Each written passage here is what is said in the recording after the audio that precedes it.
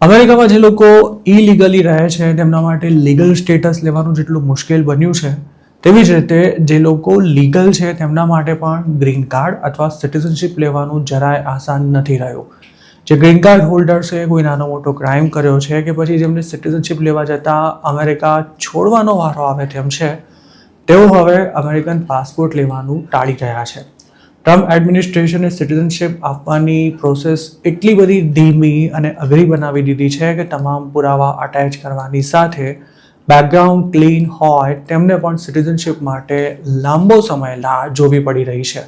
US citizenship માટે apply કરનારાના કેરેક્ટરની ખરાઈ કરવા માટે હવે તેના પાડોશીઓની પૂછપરછ કરવાનું પણ શરૂ કરાયું છે. આ ઉપરાંત સિટીઝનશિપ માટે જે ટેસ્ટ ક્લિયર કરવાની હોય છે તેને પણ વધુ અઘરી બનાવવાની તૈયારી શરૂ કરાઈ છે. તેમજ એપ્લિકેશન ફીમાં પણ વધારો કરવામાં આવ્યો છે. એક્સપર્ટ્સનું માનવું છે કે ટ્રમ્પ એડમિનિસ્ટ્રેશન એવી સિસ્ટમ લાગુ કરવા માંગે છે કે જેમાં સિટીઝનશિપ મેળવવી ખૂબ જ મુશ્કેલ જ્યારે તેને છીનવી લેવી આસાન હોય. આ કવાયતના ભાગરૂપે કોઈની સિટીઝનશિપ રિવોક કરવા માટે ફેડરલ કોર્ટમાં પિટિશન ફાઇલ કરાઈ હોય તેવા કેસ પણ સતત વધી રહ્યા છે અને તેના માટે ડિપાર્ટમેન્ટ ઓફ જસ્ટિસ માટે ટાર્ગેટ પણ સેટ કરવામાં આવ્યો છે. અધૂરામાં પૂરું એરપોર્ટ્સ પર ગ્રીન કાર્ડ હોલ્ડર્સની અટકાયત કરવા ઉપરાંત લોકોને ગ્રીન કાર્ડ સરેન્ડર કરવા માટે પ્રેશર કરાયું હોય તેવા કેસ પણ વધી રહ્યા છે. તેનાથી બચવાનો સૌથી આસાન રસ્તો સિટીઝનશિપ લઈ લેવાનો છે, પણ ટ્રમ્પે આ જ કામ ઘણું મુશ્કેલ બનાવી દીધું છે. લાખો ઇમિગ્રન્ટ્સની વસ્તી ધરાવતા શિકાગોની હાલત પણ કંઈક આવી જ છે અને જાન્યુઆરી 2026થી શિકાગોમાં રહેતા ઇમિગ્રન્ટ્સનો યુએસ સિટીઝન બનવાનો આંકડો 80% જેટલો ઘટી ચૂક્યો છે. ઘણા કેસમાં તો એવું પણ થયું છે કે પતિ પત્નીએ સાથે જ સિટીઝનશિપ માટે અપ્લાય કર્યું હોવા છતાં પણ કોઈ એકને જ સિટીઝનશિપ મળી હોય જ્યારે બીજું રહી ગયું હોય. 2022માં શિકાગો એરિયામાં યોજાયેલી નેચરલાઇઝેશન સેરેમનીમાં રેકોર્ડ 33,000 ઇમિગ્રન્ટ્સને યુએસ સિટીઝનશિપ મળી હતી, જ્યારે 2026માં અત્યાર સુધીમાં માત્ર 3800 જેટલા ઇમિગ્રન્ટ્સ જ યુએસ સિટીઝન બની શક્યા છે.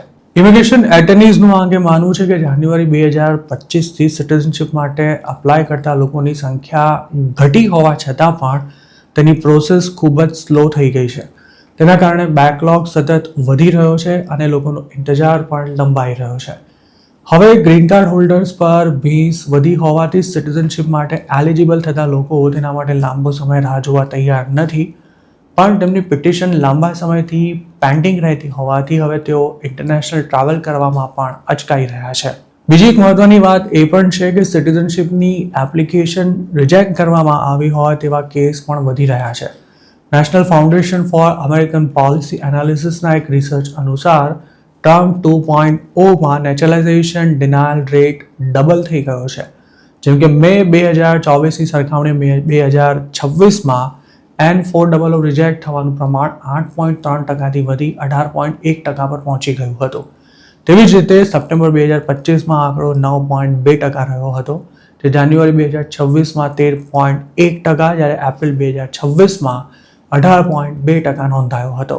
ઓક્ટોબર 20 પછી સિટીઝનશિપ માટે અપ્લાય કરનારા લોકોને નવા ફોર્મેટમાં સિવિક ટેસ્ટ આપવાની થાય છે. હવે તેના કારણે રિજેક્શનનો દર વધ્યો છે કે કેમ તે સ્પષ્ટ નથી થઈ શક્યું. જે લોકો પહેલા પ્રયાસમાં આ ટેસ્ટ ક્લિયર નથી કરી શકતા તેમને 2 થી 3 મહિનામાં બીજા પ્રયાસનો ચાન્સ મળતો હોય છે. તો બીજી તરફ USCIS દ્વારા નેચરલાઇઝેશનની જેટલી એપ્લિકેશન્સ પ્રોસેસ કરવામાં આવે છે તેનો આંકડો પણ ઘટી રહ્યો છે. NFAPના એનાલિસિસ અનુસાર મે 2024માં 83,317 એપ્લિકેશન્સ પ્રોસેસ કરવામાં આવી હતી, જ્યારે મે 2026માં આ આંકડો ઘટીને 20,795 પર પહોંચી ગયો હતો. હવે અમેરિકામાં જેમ લોકો અસાયલમનો કેસ કરતા ડરી રહ્યા છે તેવી જ રીતે કેટલાક ગ્રીન કાર્ડ હોલ્ડર્સ ડિપોર્ટેશનના ડરથી સિટીઝનશિપ લેવાનું ટાળી રહ્યા છે. જાન્યુઆરી 2026થી મે 2026 દરમિયાન USCISમાં દર મહિને એવરેજ 47,500 N400 ફોર્મ સબમિટ થયા હતા, જ્યારે જાન્યુઆરી 2024થી મે 2024 દરમિયાન દર મહિને એવરેજ 89,350 N400 સબમિટ થયા હતા. આ ઉપરાંત જાન્યુઆરી 2026થી મે 2026ના ગાળામાં સિટીઝનશિપના પેન્ડિંગ કેસીસની સંખ્યા 1,98,235થી વધીને 4,41,362 પર પહોંચી ગઈ હતી.